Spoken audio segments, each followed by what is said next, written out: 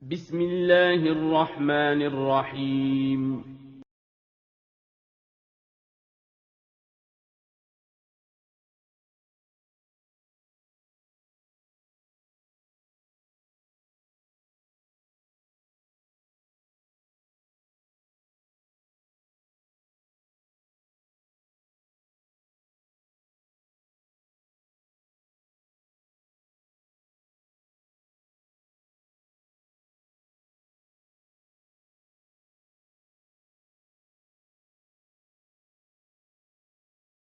Bismillahirrahmanirrahim.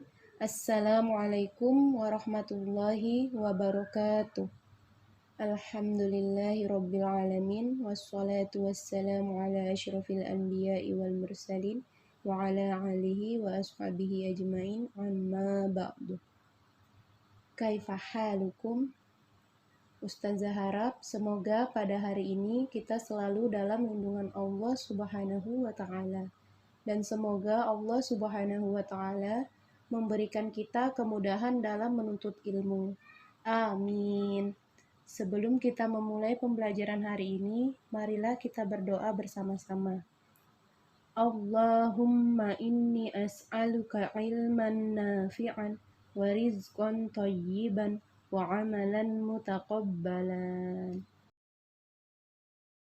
Alhamdulillah, baik anak-anakku yang sholih, hari ini insya Allah kita akan melanjutkan materi pembelajaran pada buku tematik 2. Subtema 3, hidup rukun di sekolah. Pembelajaran 3 dan 4. Adapun materi yang akan kita pelajari hari ini yaitu yang pertama, kalimat perintah. Yang kedua, operasi bilangan cacah. Yang ketiga, pengamalan nilai Pancasila. Dan yang keempat, karya imajinatif.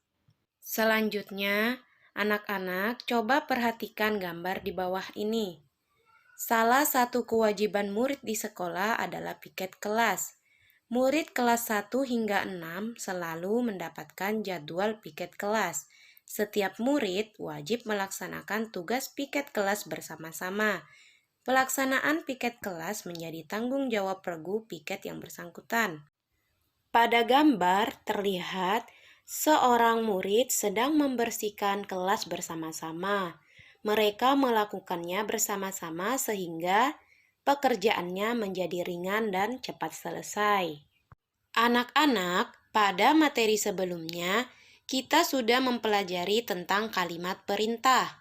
Kalimat perintah adalah kalimat yang mengandung makna untuk meminta atau memerintah seseorang untuk melakukan sesuatu.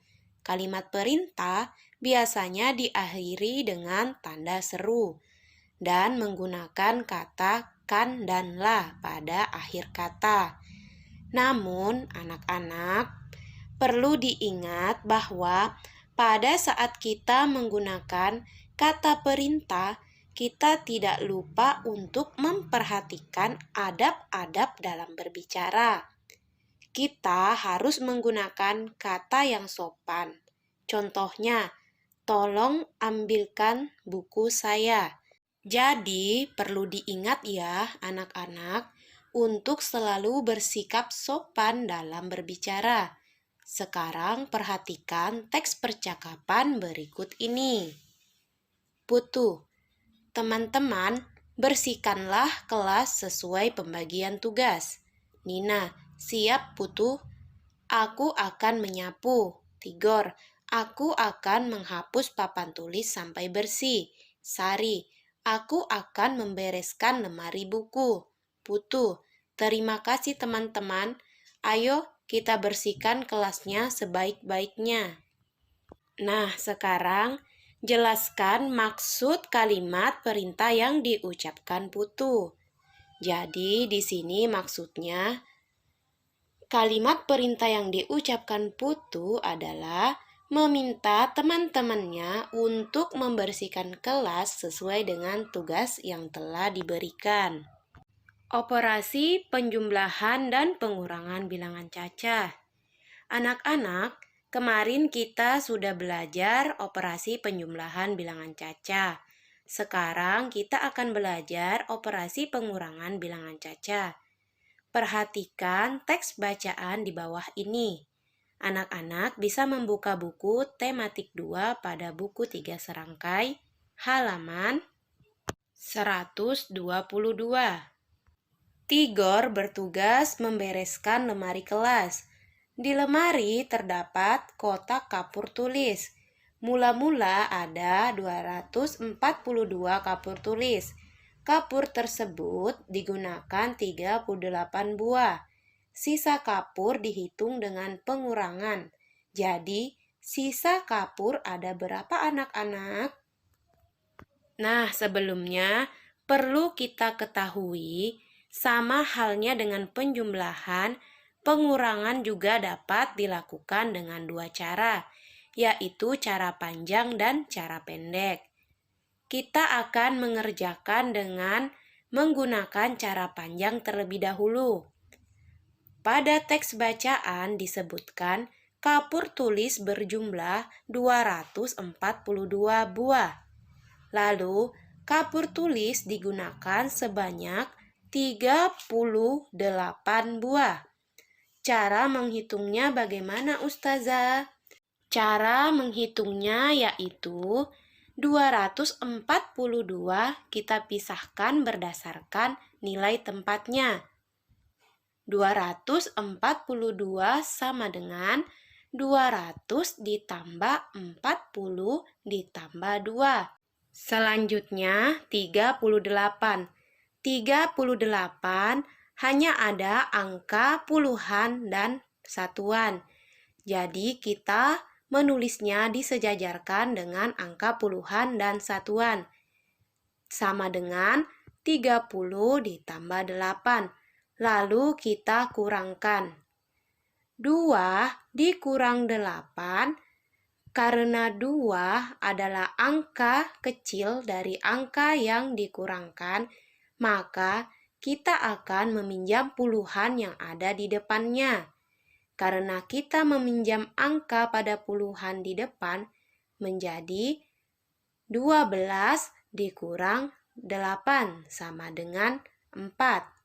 Selanjutnya, 40 dikurang 30.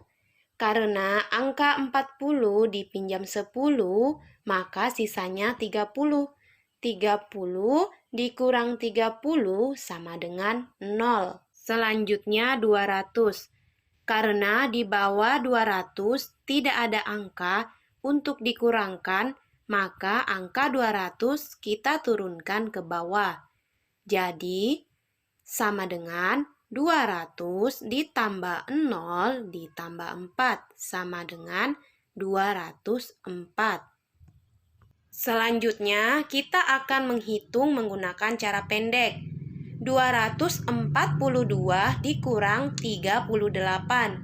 2 dikurang 8. Karena 2 tidak bisa dikurang 8, maka kita pinjam 1 pada puluhan dari 40.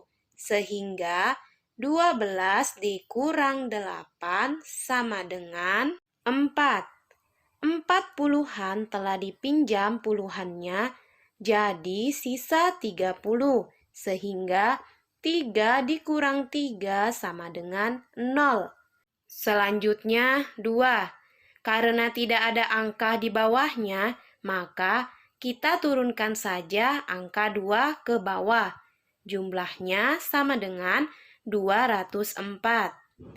242 kapur tulis setelah digunakan 38 buah, sisanya 204 buah. Jadi anak-anak, dalam pengurangan menggunakan cara panjang dan pendek hasilnya sama saja ya anak-anak. Bedanya hanya cara pengerjaannya saja. Anak-anak bisa memilih cara manakah yang lebih mudah untuk dipahami dalam mengerjakan soal pengurangan maupun penjumlahan. Anak-anakku sekalian, masih ingatkah dengan lambang sila keempat serta bunyi silanya? Lambang sila keempat adalah kepala banteng.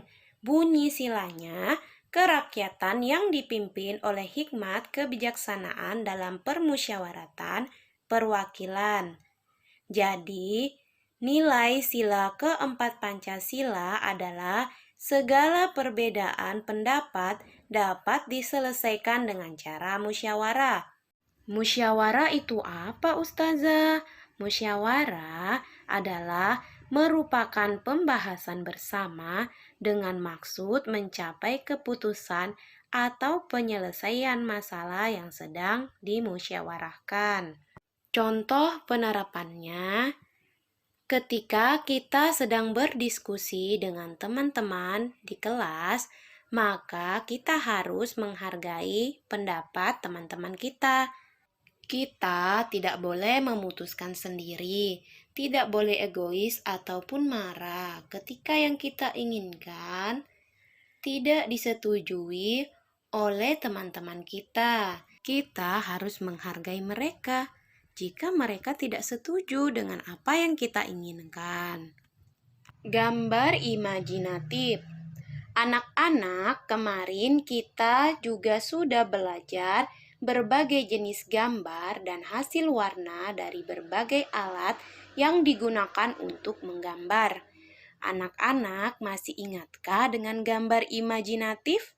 Gambar imajinatif adalah gambar hayalan atau gambar yang dihasilkan dengan membayangkan atau menciptakan sesuatu yang ada di dalam pikiran kita.